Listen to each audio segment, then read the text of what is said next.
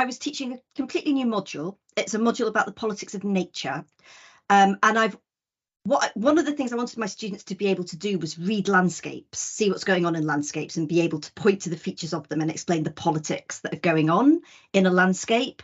And I use a lot of art when I'm teaching. So I've written about like using artworks in a politics classroom. And so again, I just wanted students to have a way of being able to look at a picture or a photograph or a landscape or a piece of art together and be able to point to the key features and sort of talk about what they were. And so obviously you can do that with slides, you can do that in all sorts of different ways.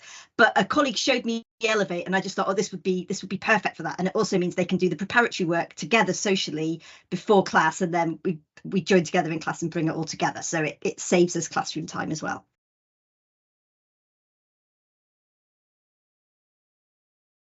Yeah, so I started off, so I wanted them first of all to feel comfortable with using it. So I started off just sticking the syllabus on Elevate, which I think was probably a tip I picked up either from your website or from somebody else, and just got them to put any questions they had on the syllabus on Elevate so that I could answer them. And they found that very easy, and then they were comfortable using it. But then after that, because I was experimenting, I just threw everything at it really. So I gave them lots of pictures, and that worked well, but I also put lots and lots of the class readings on Elevate, and particularly during the weeks where we would have less time to discuss that reading in class. And that was really just an experiment to see sort of what they would use and what they wouldn't. And it was the pictures that really stuck. It was the pictures that they did comment on, and the readings. Some students were taking notes, some students were taking personal notes on it, but that wasn't the kind of social experience that I was really looking for.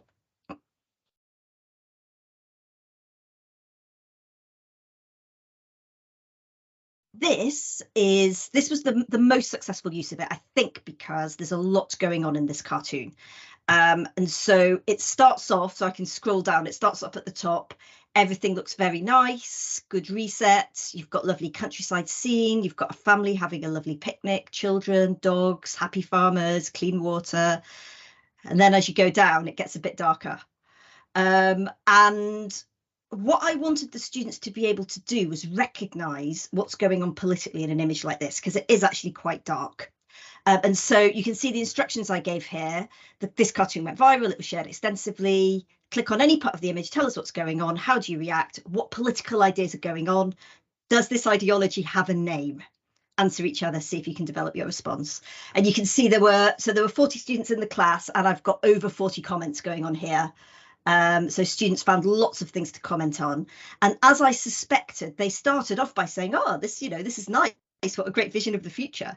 And then slowly they started realizing, hang on, this is quite heteronormative, right? You've got a woman and a man, everybody's white. Cities are shrinking. Is that good? Who lives in cities, right? Could that be, who do we think of as living in cities? Could that be immigrants, people of color, queer folks, etc.? Maybe this isn't as nice as we think. And then as you scroll down, oh my goodness, our enemies are buried. And globalist scumbags that's an anti-Semitic trope. And so there's this idea that, the sorts of people who live in cities, including Jews, maybe the sorts of people that you want less of, whereas the heteronormative white family with loads of children might be the sort of thing you want more of. What possible name could we have for that? And this student got it. So I can't help but look at this picture and think of eco-fascism. Right, so that was what I wanted them to get. I wanted them to understand that fascism, when it comes, is going to be offering you something that you want, something that's nice, and you have to be able to notice the darker messages that are coming across in a picture like this, right? So you don't share it, you don't think it's good. You can even buy a T-shirt with this on it, apparently. This started a really good conversation as students really try and get to the bottom of what's going on here. So that was exactly what I wanted. And by the time they turned up at class, they'd all thought about it. They all knew what was going on in this picture, and they were all able to talk about some of the key features of ecofascism that I wanted them to notice. There was one thing that I did, which I really thought would work, and I was really excited about, and it didn't work at all, but I've had some thoughts about what I might do differently. So we did a trip to the UCL Object-Based Learning Lab to engage with UCL's art collection. And so we were looking at about 10 different works of art in class time together.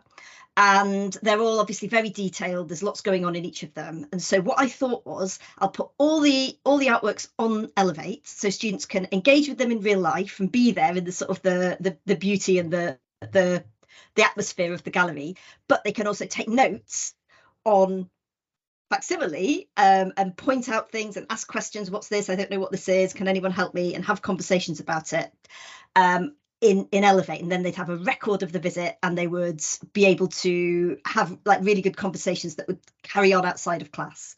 And I really thought that would work, and literally nobody took a single note, asked a single question, nothing, tumbleweed.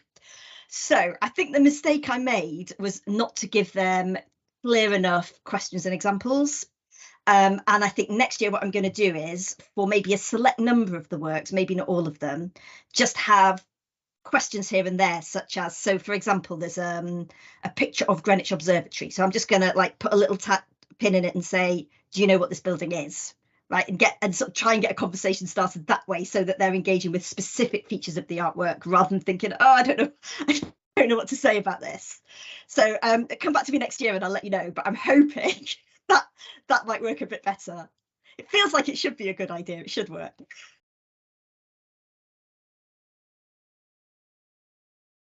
Yeah, so I'm definitely going to use it. I'm going to continue using it with images of all sorts. That worked really well.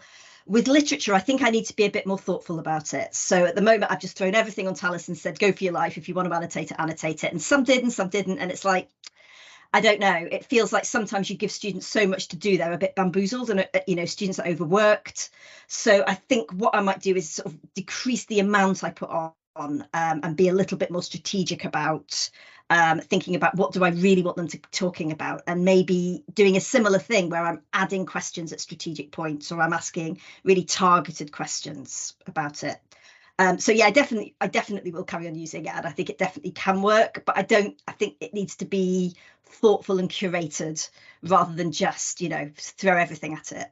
And yes, I've been recommending it to colleagues that teach very different sorts of classes. So for example, I used to teach a big qualitative methods class.